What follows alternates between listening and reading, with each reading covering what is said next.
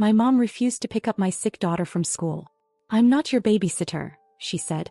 She waited outside for 2 hours in the cold. I didn't argue. I just did something quiet. 3 days later the calls started, crying, begging, panicking. Last winter I got a call from my daughter's school around 1:30 p.m. Fever, chills, throwing up. I was in the middle of a client meeting that had taken 2 weeks to schedule, and I knew I couldn't leave.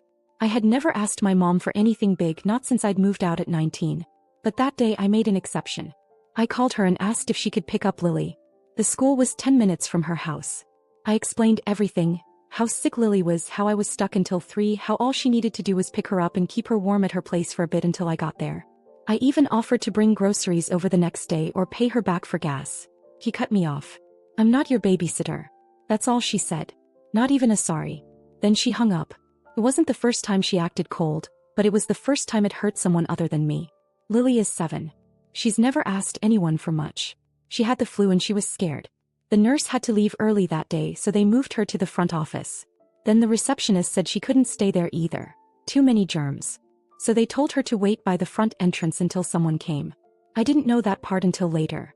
When I pulled up, Lily was sitting outside on the concrete bench, hugging her backpack like it could warm her. Her coat was zipped up to her chin, but she was still shivering. Her cheeks were red from the cold, but not from fever. Her eyes were glassy. She looked like she'd given up waiting for anyone else. She didn't even cry when she saw me. She just stood up slowly and said, "Can we go home now?" That night I didn't sleep. I laid next to her and I thought about all the times I'd swallowed things for the sake of keeping peace. All the times my mom said I was dramatic, ungrateful, soft. All the times she crossed the line and I said nothing. But this was different. I didn't yell. I didn't text her some long message or call her out on Facebook. I didn't say anything. 3 days later I got a voicemail from her sister. "Your mom says she needs your help. What's going on? Call her, she's crying." Then another one from her friend Carol. "She's been trying to reach you. Did something happen?" Then my dad. "Your mother's upset. Can you please act like an adult and talk to her?" I still hadn't said a word. But by then something small had already started. Something quiet. I wasn't done. It was late February when my mom ran into us at Target. I hadn't planned it. I never took Lily to the one near their neighborhood, but that Saturday Carol had invited us over to bake cupcakes, and Lily wanted to get pink frosting and little candy hearts. We were in the baking aisle when I heard my mom say Lily's name. Lily turned around and smiled, but not the way she used to. It was a polite smile, not excited, not rushed. Just polite. My mom bent down, arms open, but Lily didn't move. She said hi, then turned back to look at the shelf. I didn't say anything either. I just waited. She stood up slowly and asked what we were doing there. I said we were on our way to Carol's. That Carol invited us for baking day. She blinked like she didn't understand the sentence. "Carol, why would she?" Then she stopped, and I watched it hit her. I could see the math happening in her head. All the weekends we skipped dinner. All the ignored texts. The silence. And now this. Her granddaughter calling someone else Nana. She asked if she could come with us. I said no. Her voice got louder. He said this was petty. Said she didn't deserve this kind of treatment. That I was punishing her over nothing. I didn't answer. I turned to Lily and asked if she found the frosting she wanted. She nodded and dropped it in the cart. Then I walked past my mom and didn't look back. That night she left 4 voicemails. One of them she was crying.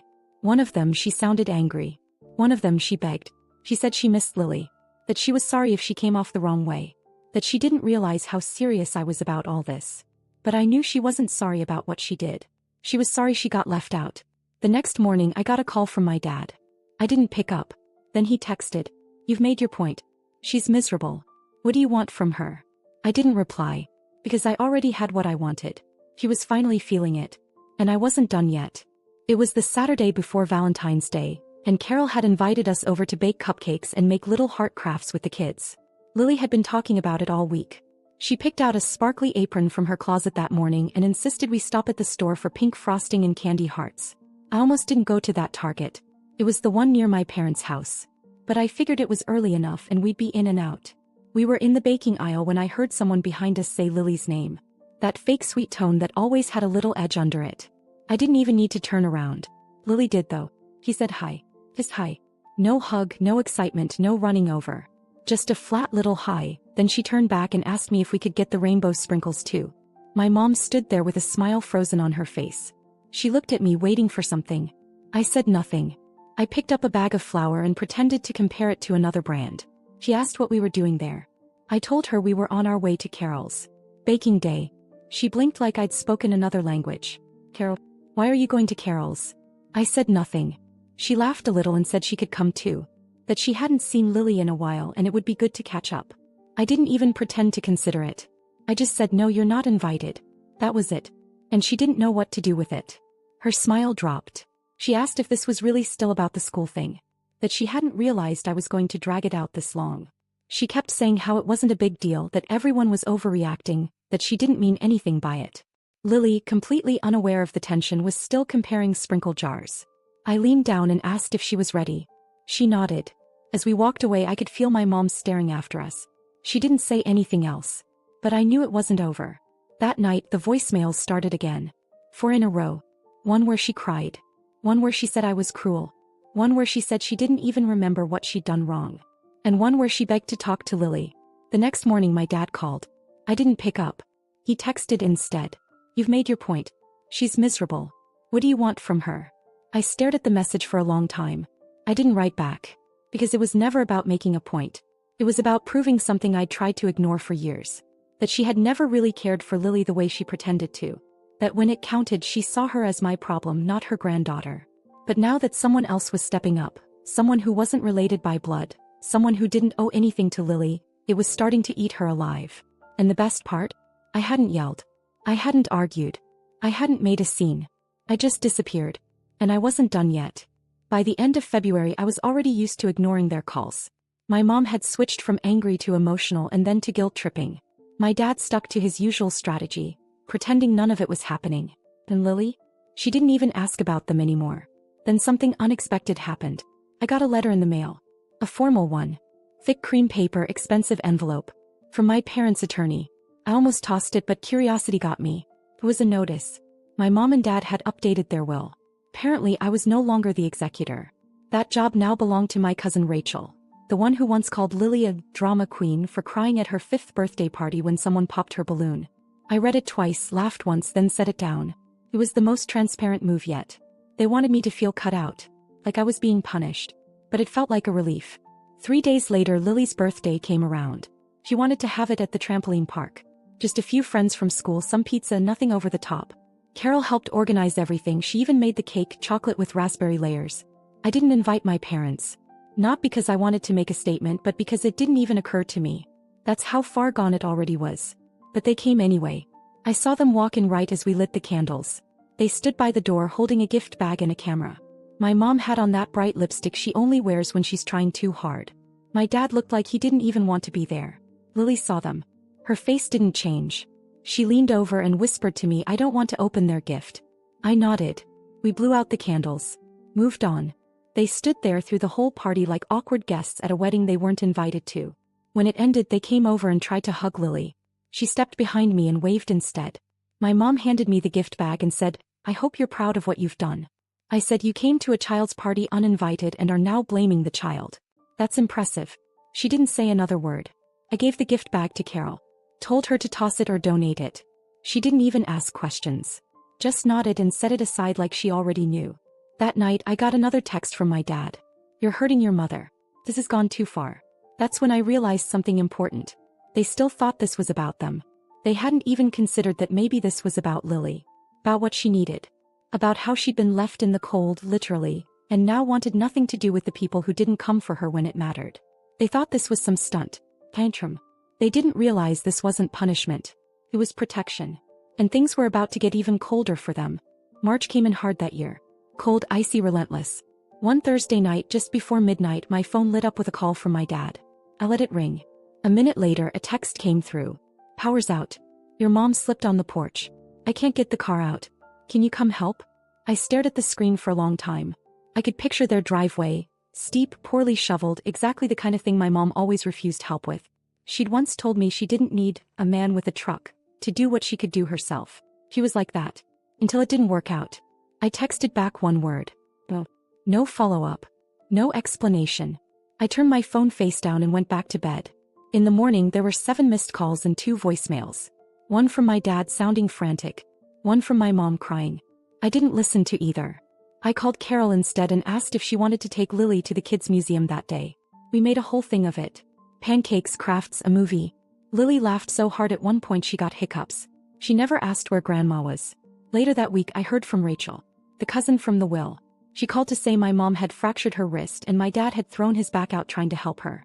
She said they were both home, miserable, and apparently still without power for 2 days because the pipes froze and then burst. She said maybe I should consider being the bigger person. I told her I already had. That's why I was keeping Lily away. Then came the email. Long rambling. My mom had never been good at apologizing and it showed. She didn't say she was wrong. She said she understood why I was upset. She said she missed us. That she was sorry things had gotten so out of hand. That family should stick together. That she didn't know how we'd gotten here. I almost laughed. I didn't reply. That Saturday, Carol and I took Lily to a small town an hour away for a craft fair. On the way back, we passed a black SUV on the side of the road. Hazard lights blinking. My stomach dropped. It was my dad's car. I slowed down for a second. Enough to confirm it was them. Then I kept driving. Carol looked at me but didn't say a word. I didn't feel good about it. Not proud. Not triumphant. Just done. They'd finally been left out in the cold the way Lily was that day on the school steps. Only this time it wasn't a bench in front of a building. It was life. And I wasn't going to come pick them up this time. But even as I told myself it was justified, something in me shifted. Not guilt exactly. Something else. Because revenge doesn't heal. It only stops the bleeding. And I was starting to wonder if maybe it was time to actually mend something. For Lily. For me. Just not yet. It was sometime in early April when Lily drew that picture. She was sitting cross-legged on the living room rug, flipping through old crayons while I cleaned out the bottom drawer of the sideboard. The one we toss all her craft stuff into when we're too tired to sort it. She held up the paper and said, "Can I put this one on the fridge?" It was a house drawn in pink marker. 3 stick figures stood in front. One tall with brown hair, me. One shorter with wild red scribbles for hair and round glasses, Carol. And Lily in the middle holding both our hands. I smiled. Said of course. Then she looked at me and asked, "Do I still have a grandma?" I didn't expect the question. I didn't even have an answer right away. She wasn't angry. She just looked curious. Like she was trying to solve a puzzle no one had explained the rules to. I told her yes she did. But things were complicated. She said maybe she forgot how to be nice. Then she stuck the drawing on the fridge next to the one of a dinosaur with a birthday hat and skipped off to get juice. I stood there staring at that paper longer than I should have. The truth is, I'd been so focused on making a point I forgot what Lily was seeing through all this. In my effort to protect her, I'd also erased parts of her story without asking if she was ready for that. Maybe she wasn't. Maybe I wasn't either. That night, after she went to bed, I sat on the couch with my phone in my hand for a full hour before I finally typed the message. "Do you want to see Lily next weekend?" No apology. No preamble. Just that. My mom replied in 3 minutes. Yes. We agreed on the park. I made it clear. Short visit, public space, no presents, no drama. I didn't tell Lily until the morning of. She didn't say much, just asked if she could bring her scooter. They were already sitting on a bench when we arrived. My dad stood up when he saw us, like he wasn't sure what he was supposed to do. My mom didn't move. Lily looked at them, then turned to me and asked if it was okay to say hi. I nodded. She walked over slowly. They stood and said hello. He said it back. Then she rode slow circles around the path while my parents sat awkwardly, commenting now and then on the weather or how big she'd gotten. After 10 minutes, Lily stopped and asked if Grandma could push her on the swing. My mom looked stunned. Like she hadn't expected to be invited into any part of Lily's world again. She looked at me. I nodded again. And just like that she walked over and began pushing the swing. They didn't talk much. Lily leaned back and looked at the sky. My mom just pushed softly. Like she knew it was fragile. We stayed for maybe 40 minutes. No tears. No big conversations. But something shifted. Not fixed, just loosened. Less sharp. The next week my dad emailed me a scanned flyer for Lily's school fundraiser. He asked if they could come. I told him yes as long as they followed the same rules. No gifts, no overstepping, no asking for more than Lily was ready to give. They showed up. They stood in the back, clapped when she read her poem, then left without trying to make it about them. 2 weeks later Lily drew another picture. Same pink house. But now 5 stick figures. Me. Carol. Lily, my mom, my dad. And she gave them all names this time. When I tucked her in that night she said, "I think Grandma's trying again." I said, "I think she is too. We're not healed. Not even close. But we're not frozen anymore. Not stuck. Some bridges collapse. Others catch fire and burn down in silence. But some smolder for a long time. Until someone decides to walk back through the smoke. This time it was me. But not for their sake. For hers. And maybe, just maybe, that'll be enough to change the ending.